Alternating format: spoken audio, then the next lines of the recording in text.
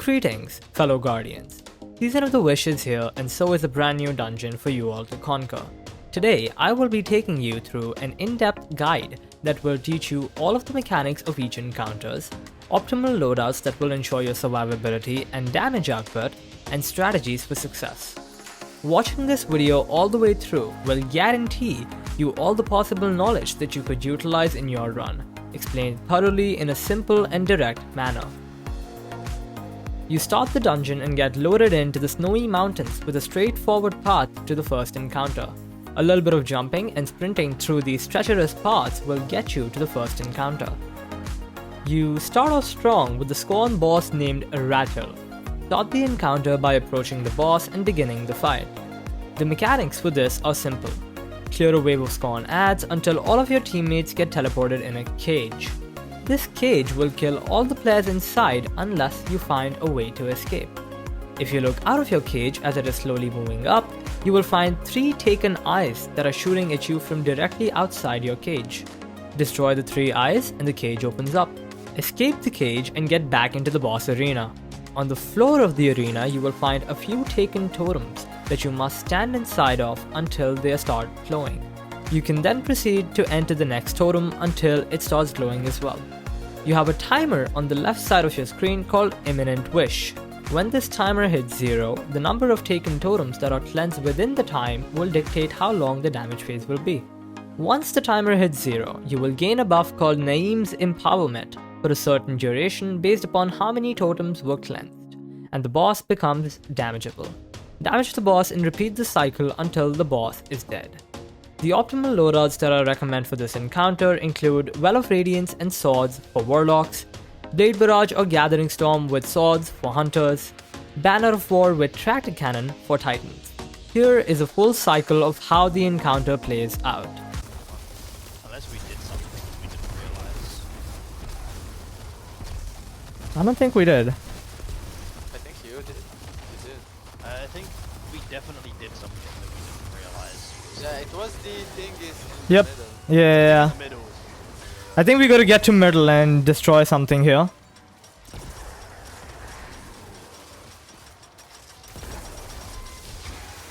Yeah, Okay. quickly, like this eye or something. Yeah, get inside of it. It doesn't do any damage. I think we gotta bait the boss. Get the boss. Get the boss. Oh, you cleanse it. Okay. You standing in it cleanses them. Yeah, get inside. Hex back. Oh yeah, there we go. He's damageable.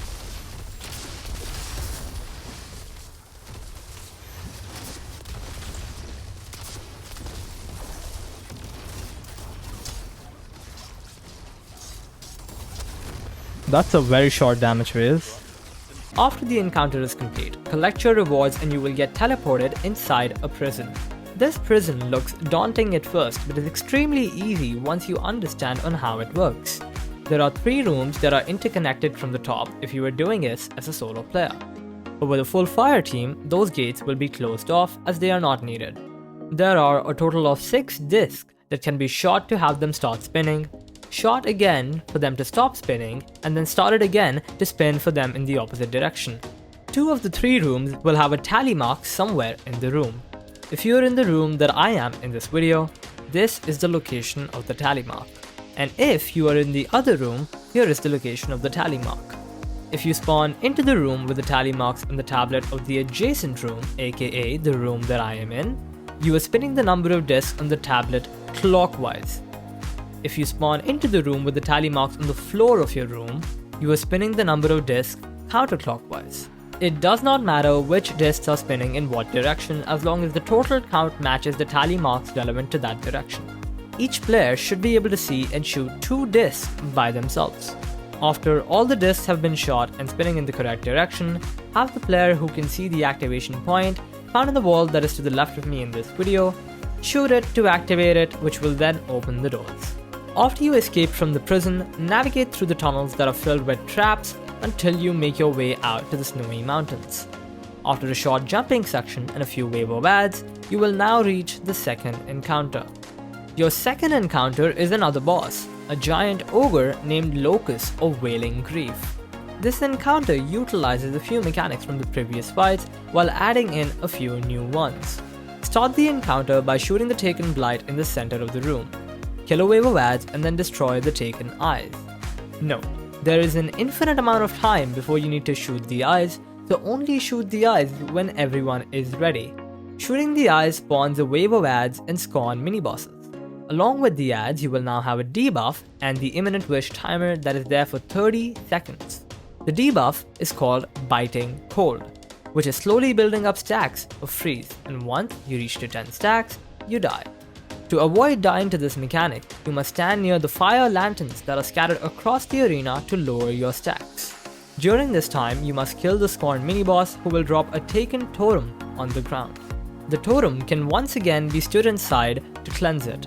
When the imminent wish timer gets to 0, you will spawn orbs of solar energy based upon the number of blights that were cleansed in the middle. You must now pick up the orbs and dunk it into one of the 4 campfires that are placed in the center of the arena. You can take as many cycles as you'd like to deposit these cores. Once all the 4 cores are lit up, it will begin damage.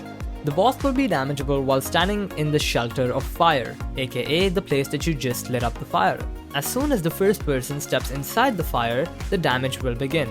Deal damage and move together to the next fire and repeat damage until all 4 fires have been used.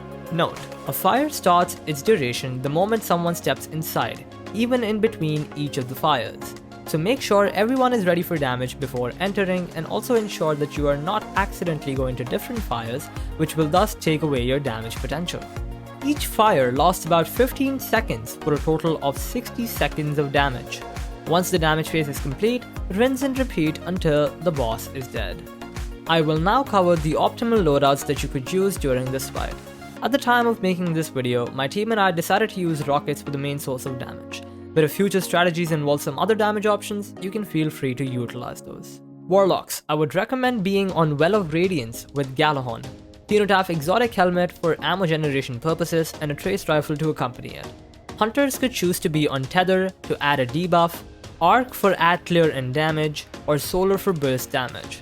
Starter skills with rockets are considered generally the safe options, and then you can have Wither Horde as a passive damage option. Titans could be on Strand with Banner of War and rockets, but since the boss is only damageable through the fire, you would have to bait the boss to be closer to the damageable area. Here is a full cycle of my team completing this encounter. How many rockets do we have? I've got 3. I think that should be enough. I've got 3. How many do you have, Yako? 4. Yeah, we're good. We don't need any more. And I have my well as well. Yeah, we're fine. So we can start. And use your well on the first one, because that way we can just use maximum dumpage there. And we'll get a brick off one of the boss guys anyway, if I can help Happy. I need, please mark this. Help me kill mine, if you can.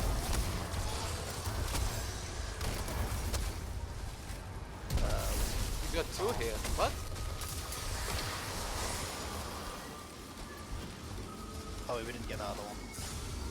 How did we get 2 though? That's fine. I mean, take it.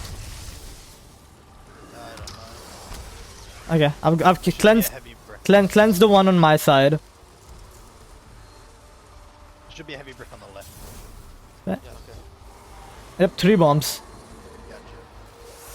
Gotcha. Burning wish granted. Oh, vengeance mine. Pick up a bomb, Yiko. Oh, no, gotcha. Yeah, I got it. I'm just trying to get Banner of War. I mean, we still have one left. We still need to do one more. Yeah. And stacks run out. Okay, just killed your eyes. Okay, almost full heavy. Okay. We'll get one more brick off. Boss dude.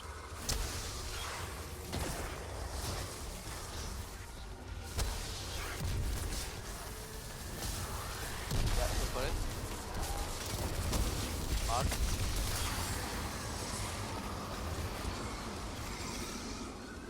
Oh, wrong gun. Fine. All good. Wrong thingy. Just got the wrong one. You're cleansed. No! Oh my god, I died. Fine. Was Watch out, Jacob. Last bomb's about to come in. I'll deposit it. Just be ready.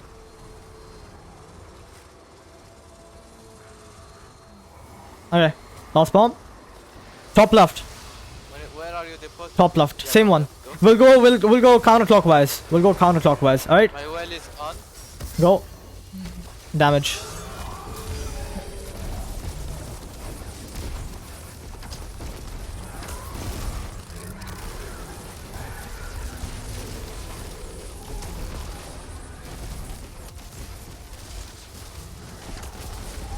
Next one, counterclockwise, on me.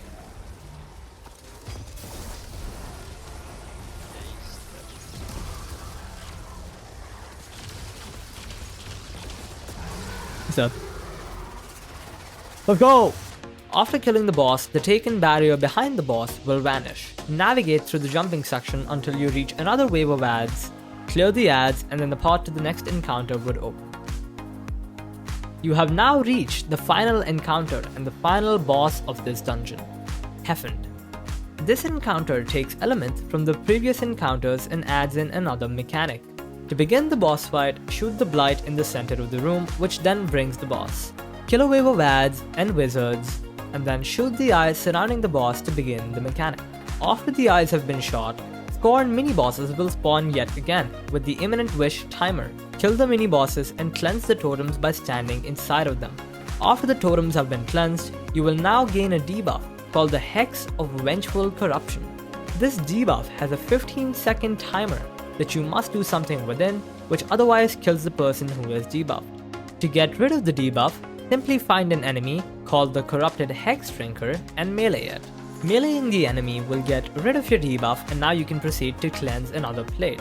If you get the Hex of Vengeful Corruption debuff once again, find a different Corrupted Hex Drinker who is not already debuffed and melee it. Note, if the Corrupted Hex Drinker melees you again, he will retransfer the buff back to you, so be aware of that. After the Imminent Wish timer has elapsed, the boss will then go to damage for a set duration based upon the number of totems that were cleansed. There is a set damage threshold that you must cross before the boss goes immune to progress further into the encounter. If the threshold is not met, the boss will start another wave where you must repeat the process to finish off the remaining damage threshold. If the threshold has been met, the boss will then move up a floor counterclockwise. Jump up to the floor and repeat the entire process until you get to damage. Once you get to the very top, the boss will instantly go into damage, where he will be damageable for a set duration. Be aware of the several blighted eyes that will be shooting you during this time. Shooting the eyes is not important since the eyes respawn immediately. Once the damage is complete, move to the next platform counterclockwise until all the platforms have been used. If the boss is still alive, he will then teleport you back to the starting plate and you can repeat the cycle until the boss is dead. After the final threshold has been met, the boss has a final stand. During the final stand, the boss will teleport you to a part of the arena where he is damageable from the get-go. As of this video, the final stand seems to be infinite, although I am not quite sure since we melted the boss quickly enough anyway. Optimal loadouts for this encounter are anything with burst DPS potential, followed by sustained total damage for the top section. In my original run, we decided to run rockets, which was doing good damage, and in subsequent runs, we tried using linears, snipers, and a few others, but they all performed very similarly. Although, if you're on a hunter, Malfeasance with Lucky Pants did insane amounts of damage and I was able to consistently dish out very high damage. Otherwise, general add-clear weapons and abilities are sufficient while having a decent damage option as mentioned previously. Congratulations! You have now conquered the Warlord's Ruin Dungeon. I hope that you found this video to be helpful. Let me know if you have any questions in the comments section down below. If you want to watch more Destiny videos like this, please consider subscribing. Thank you so much for watching, and I will see you in the next one.